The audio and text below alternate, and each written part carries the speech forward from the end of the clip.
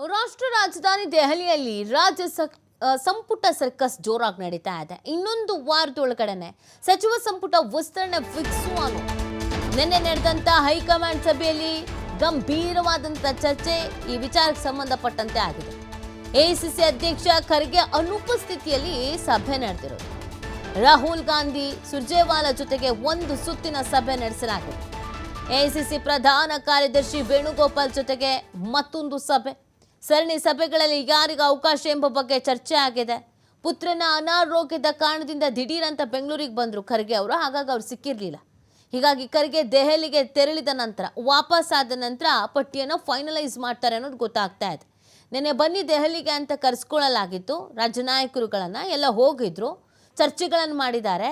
ಯಾರ್ಯಾರಿಗೆ ಅವಕಾಶ ಕೊಡಬೇಕು, ಯಾರಿಗೆ ಕೊಡಬಾರ್ದು, ಏನಕ್ಕೆ ಅವಕಾಶ ಕೊಡಬೇಕು, ಅವ್ರ ಕೆಲಸ ಕಾರ್ಯಗಳಿಗೇನು, ಇದೆಲ್ಲದ್ರ ಬಗ್ಗೆ ಹೇಳಿ ಒಂದು ಪಟ್ಟಿನ ಫೈನಲ್ ಮಾಡ್ಕೊಂಡು ಇಟ್ಕೊಂಡಿದ್ದಾರೆ. ಮಲ್ಲಿಕಾರ್ಜುನ್ ಖರ್ಗೆ ಅವರಿಂದ ಓಕೆ ಅಂತ ಅನ್ನಿಸ್ಕೋಬೇಕು. ಅದರಲ್ಲಿ ಎಷ್ಟು ಜನಕ್ಕೆ ಮಲ್ಲಿಕಾರ್ಜುನ್ ಖರ್ಗೆ ಅವ್ರು ಬೇಡ ಅಂತಾರೋ ಗೊತ್ತಿಲ್ಲ. ರಾಹುಲ್ ಕೈ ಸೇರಿರೋದು ಸಿದ್ದರಾಮಯ್ಯ, ಡಿಕೆಶಿ, ಹರಿಪ್ರಸಾದ್ ಅವರ ಲಿಸ್ಟ್. ರಾಜ್ಯ ನಾಯಕರುಗಳು ಮಾಜಿ ಸಿಎಂ ಸಿದ್ದರಾಮಯ್ಯನವರು, ಹಾಲಿ ಸಿಎಂ ಡಿಕೆ ಶಿವಕುಮಾರ್ ಅವರು, ಕೆಪಿಸಿಸಿ ಅಧ್ಯಕ್ಷ ಹರಿಪ್ರಸಾದ್ ಅವರು ಒಂದು ಲಿಸ್ಟ್ ಮಾಡಿ ಕೊಟ್ಟಿದ್ದಾರೆ ರಾಹುಲ್ ಗಾಂಧಿ ಅವರು. ಈ ಮೂವರು ಪಟ್ಟಿಯ ಬಗ್ಗೆ ನಿನ್ನೆ ಸಭೆಯಲ್ಲಿ ಚರ್ಚೆ ಆಗಿದೆ. ಇವ್ರನ್ನ ಸೇರಿಸ್ಕೋಬೇಕಾ, ಇವ್ರನ್ನ ಬಿಡಬೇಕಾ, ಇವ್ರು ಓಕೆನಾ, ಇವ್ರಿಗೇನು, ಇವ್ರು ಯಾರು, ಇದೆಲ್ಲದ್ರ ಬಗ್ಗೆ ಚರ್ಚೆ ಆಗಿದೆ. ಮೂವರ ಪಟ್ಟಿಯನ್ನು ಆಧರಿಸಿ ಫೈನಲ್ ಮಾಡ್ತಾರೆ ಹೈಕಮಾಂಡ್ನ ನಾಯಕರುಗಳು. ಖರ್ಗೆ ದೆಹಲಿಗೆ ವಾಪಸ್ ಆಗ್ತಾ ಇದ್ದಂಗೆ ಚರ್ಚಿಸಿ ಪಟ್ಟಿಯನ್ನು ಫೈನಲೈಸ್ ಮಾಡ್ತಾರೆ. ಹಲವು ಮಾಜಿಗಳು ಹೊಸಬರ ಪಟ್ಟಿಯನ್ನು ಕೊಟ್ಟಿದ್ದಾರೆ ಸಿದ್ದರಾಮಯ್ಯ. ಪಕ್ಷನಿಷ್ಠರಿಗೆ ಅವಕಾಶ ಕೊಡಿ ಅಂತ ಹೆಸರನ್ನು ಕೊಟ್ಟಿದ್ದಾರೆ ಹರಿಪ್ರಸಾದ್ ಅವರು. ಭವಿಷ್ಯದ ದೃಷ್ಟಿಯಿಂದ ಹೊಸಬರಿಗೆ ಆದ್ಯತೆ ನೀಡಿ ಅಂತ ಡಿಕೆ ಶಿವಕುಮಾರ್ ಅವರು ಕೂಡ ಪಟ್ಟಿ ಕೊಟ್ಟಿದ್ದಾರೆ. ಮೂರು ಜನದ್ದು ಒಂದೊಂದು ಆ್ಯಂಗಲ್ ಇದೆ ನೋಡಿ. ಇಲ್ಲಿ ಪಕ್ಷಕ್ಕಾಗಿ ದುಡಿತಾ ಇರುವವರು, ಪಕ್ಷದಲ್ಲೇ ಕೆಲಸ ಮಾಡ್ಕೊಂಡಿರುವವರು ಯಾರ್ಯಾರಿದ್ರು ಅವ್ರಿಗೆ ಕೊಡಿ ಅಂತ ಹರಿಪ್ರಸಾದ್ ಅವರು ಹೇಳ್ತಾರೆ. ಹಿರಿಯರಿಗೆ ಅನುಭವಿಗಳಿಗೆ ಕೊಡಿ ಅಂತ ಸಿದ್ದರಾಮಯ್ಯನವರು ಹೇಳ್ತಾರೆ. ಹೊಸಬರಿಗೆ ಅವಕಾಶ ಕೊಡಿ ಮುಂದಿನ ಭವಿಷ್ಯದ ದೃಷ್ಟಿಯಿಂದ ಅಂತ ಡಿಕೆಶಿ ಅವರು ಹೇಳ್ತಾರೆ. ಹೀಗಾಗಿ ಮೂರು ಪಟ್ಟಿ ಆಧರಿಸಿ ಸಚಿವರ ಆಯ್ಕೆ ಗೊಂದಲಗಳಾದರೆ ಮತ್ತೊಮ್ಮೆ ಮೂವರನ್ನು ಕರೆಸಿ ಚರ್ಚೆ ಮಾಡ್ತಾರೆ. ಇಲ್ಲ ಆದರೆ ಖರ್ಗೆ ಒಪ್ಪಿಗೆ ಪಡೆದು ಪಟ್ಟಿಯನ್ನು ಪ್ರಕಟಿಸಲಿದ್ದಾರೆ ಹೈಕಮಾಂಡ್ನ ನಾಯಕರುಗಳು ಅನ್ನೋದು ಗೊತ್ತಾಗ್ತಾ ಇದೆ. ಸೊ ಇಲ್ಲಿ ಪ್ರಮುಖವಾಗಿ ಮಲ್ಲಿಕಾರ್ಜುನ್ ಖರ್ಗೆ ಅವ್ರು ನಿನ್ನೆ ಏನಾದರೂ ಇದ್ದಿದ್ರೆ ದೆಹಲಿಯಲ್ಲಿ ಆಲ್ಮೋಸ್ಟ್ ಎಲ್ಲ ಫೈನಲೈಸ್ ಆಗಿಬಿಡ್ತಿತ್ತು. ಆದರೆ ಮಲ್ಲಿಕಾರ್ಜುನ್ ಖರ್ಗೆ ಅವರು ವಾಪಸ್ ಬಂದಿದ್ರು. ಕಾರಣ ಅವರ ಪುತ್ರನಿಗೆ ಅನಾರೋಗ್ಯ ಸಮಸ್ಯೆ ಇದೆ ಅಂತ ಬರಬೇಕಾಗತ್ತೆ ಅಂತ ಇಮಿಡಿಯೇಟಾಗಿ ಬಂದುಬಿಟ್ರು ಬೆಂಗಳೂರಿಗೆ. ಸೊ ರಿಟರ್ನ್ ಆಗ್ತಾರೆ ಅನ್ನೋದು ಗೊತ್ತಾಗ್ತಾ ಇದೆ. ರಿಟರ್ನ್ ಆದ ನಂತರ ಚರ್ಚೆಯನ್ನು ಮಾಡಲಿದ್ದಾರೆ ಅನ್ನೋದು ಗೊತ್ತಾಗ್ತಾ ಇದೆ. ಇದರಲ್ಲಿ ಯಾರ್ಯಾರ ಹೆಸರನ್ನ ಕೈ ಬಿಡ್ತಾರೋ, ಯಾರ್ಯಾರನ್ನು ಓಕೆ ಮಾಡ್ತಾರೋ ಗೊತ್ತಿಲ್ಲ. ಹೈಕಮಾಂಡ್ ನಾಯಕ ಮಲ್ಲಿಕಾರ್ಜುನ್ ಖರ್ಗೆ ಅವ್ರದ್ದು ಒಂದು ಲಿಸ್ಟ್ ಇರುತ್ತೆ. ಯಾಕಂದರೆ ಅವರು ಕರ್ನಾಟಕದವರೇ ಅಲ್ವಾ, ಇಲ್ಲಿನ ರಾಜಕಾರಣದ ಬಗ್ಗೆ ಅವ್ರಿಗೂ ಕೂಡ ಗೊತ್ತಿರತ್ತೆ. ಯಾರನ್ನು ಆಯ್ಕೆ ಮಾಡಬೇಕು, ಯಾರನ್ನು ಬಿಡಬೇಕು ಅಂತ ಅಳೆದು ತೂಗಿ ಲೆಕ್ಕಾಚಾರ ಹಾಕಿ ಇನ್ನೊಂದು 3-4 ದಿನದಲ್ಲಿ ಎಲ್ಲವೂ ಫೈನಲೈಸ್ ಆಗುತ್ತೆ ಅನ್ನೋದನ್ನು ಹೇಳಲಾಗ್ತಾ ಇದೆ. ಯಾರ್ಯಾರಿಗೆ ಅವಕಾಶ ಸಿಗುತ್ತೆ ನೋಡಬೇಕಾಗತ್ತೆ. ಒಂದೊಂದು ನಿರೀಕ್ಷೆಯನ್ನು ಇಟ್ಕೊಂಡು ಒಂದು ಹೋಪಲ್ಲಿ ಎಲ್ಲರೂ ಲಿಸ್ಟ್ ಕೊಟ್ಟಿದ್ದಾರೆ. ಆ್ಯಂಗಲ್ಸ್ಗಳು ಬೇರೆ ಬೇರೆ ಇದೆ. ಯಾಕೆ, ಏನು, ಎತ್ತ ಅನ್ನೋದು ಆಲ್ರೆಡಿ ಹೇಳಿದ್ವಿ ನಾವು. ರಾಜ್ಯ ನಾಯಕರ ಜೊತೆಗೆ ಸಂಘಟನೆ ಬಗ್ಗೆ ಚರ್ಚೆ ನಡೆದಿದೆ. ಇದೇ ಸಮಯದಲ್ಲಿ ಸಂಪುಟ ವಿಸ್ತರಣೆ ಬಗ್ಗೆ ಚರ್ಚಿಸಿದ್ದೇವೆ. ಇದೊಂದು ಸಾಮಾನ್ಯ ಪ್ರಕ್ರಿಯೆ ಅಂತ ರಣದೀಪ್ ಸುರ್ಜೇವಾಲಾ ಅವರು ಹೇಳ್ತಾ ಇದ್ದಾರೆ. ಮೊದಲ ಸುತ್ತಿನಲ್ಲಿ ವಿಸ್ತೃತವಾಗಿ ಎಲ್ಲವನ್ನೂ ಚರ್ಚಿಸಿದ್ದೇವೆ.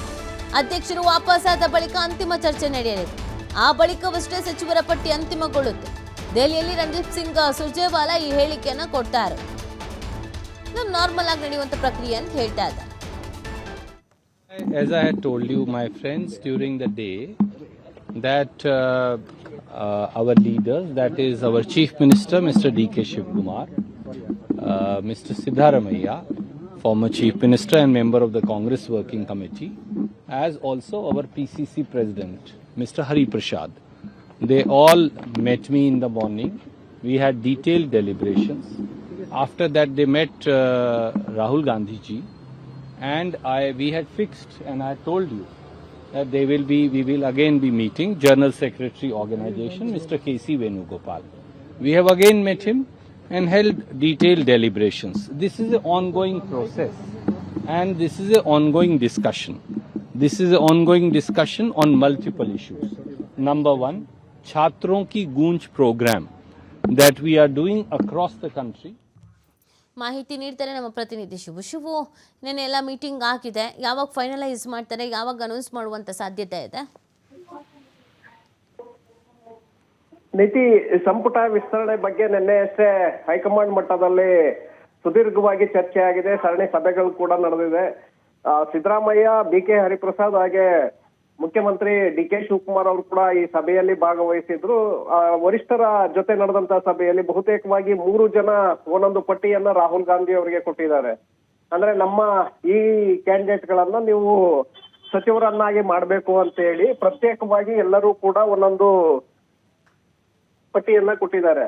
ಸೊ ಅದ್ರ ಬಗ್ಗೆ ಚರ್ಚೆ ಕೂಡ ಆಗಿದೆ. ನಿನ್ನೆ AICC ಅಧ್ಯಕ್ಷ ಮಲ್ಲಿಕಾರ್ಜುನ್ ಖರ್ಗೆ ಅವರು ಪುತ್ರನ ಅನಾರೋಗ್ಯದ ಕಾರಣ ತುರ್ತು ಬೆಂಗಳೂರಿಗೆ ವಾಪಸ್ ಆಗಿದ್ದಾರೆ. ಹಾಗಾಗಿ ಖರ್ಗೆ ಅವರು ಸಭೆಯಲ್ಲಿ ಭಾಗವಹಿಸಿರ್ಲಿಲ್ಲ. ಈ ಹಿನ್ನೆಲೆಯಲ್ಲಿ ಖರ್ಗೆ ಅವರು ಬಂದ ನಂತರ ಪಟ್ಟಿಯನ್ನ ನೋಡಿ ನಾವು ಅಂತಿಮಗೊಳಿಸ್ತೇವೆ ಅನ್ನುವಂತ ಒಂದು ಭರವಸೆಯನ್ನ ವರಿಷ್ಠ ನಾಯಕರು ರಾಜ್ಯ ನಾಯಕರಿಗೆ ಕೊಟ್ಟಿದ್ದಾರೆ. ಹಾಗಾಗಿ ಬಹುತೇಕವಾಗಿ 19 ಅಥವಾ 20ರ ಒಳಗೆ ಅಂದ್ರೆ ಒಂದು ವಾರದ ಒಳಗೆ ಈ ಸಂಪುಟ ವಿಸ್ತರಣೆ ಆಗೋದು ಬಹುತೇಕ ಖಚಿತ ಅನ್ನುವಂಥದ್ದು ಈಗ AICC ಮೂಲಗಳಿಂದ ಸಿಗ್ತಾ ಇರುವಂತ ಮಾಹಿತಿ. ಕಳೆದ ಸಿದ್ದರಾಮಯ್ಯ ಅವರ ಸರ್ಕಾರದಲ್ಲಿ ಇದ್ದಂತಹ ಸುಮಾರು 6-7 ಜನ ಸಚಿವರೇನಾಗಿದ್ರು ಅವರು ಮತ್ತೆ ಸಂಪುಟದಲ್ಲಿ ಅವಕಾಶ ಸಿಗುತ್ತೆ ಅನ್ನುವಂತ ಮಾಹಿತಿಗಳಿದೆ. ಸಿದ್ದರಾಮಯ್ಯ ಅವರು ಅವ್ರಿಗೆ ಅವಕಾಶ ಕೊಡ್ಲೇಬೇಕು ಅನ್ನುವಂತ ಡಿಮ್ಯಾಂಡ್ ಅನ್ನ ಇಟ್ಟಿದ್ದಾರೆ.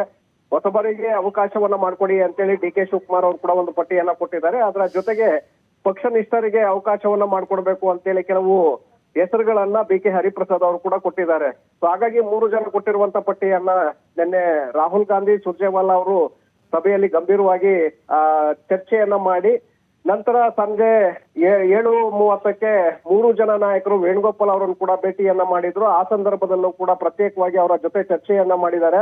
ಅಂತಿಮವಾಗಿ ಪಟ್ಟಿ ಇನ್ನೊಂದೆರಡು ದಿನಗಳಲ್ಲಿ ಫೈನಲ್ ಆಗುವ ಸಾಧ್ಯತೆಗಳಿದೆ. ನೀತಿ. ಓಕೆ, ಥ್ಯಾಂಕ್ ಯು ಶಿವು, ತಮ್ಮೆಲ್ಲ ಡೀಟೇಲ್ಸ್ಗಾಗಿ.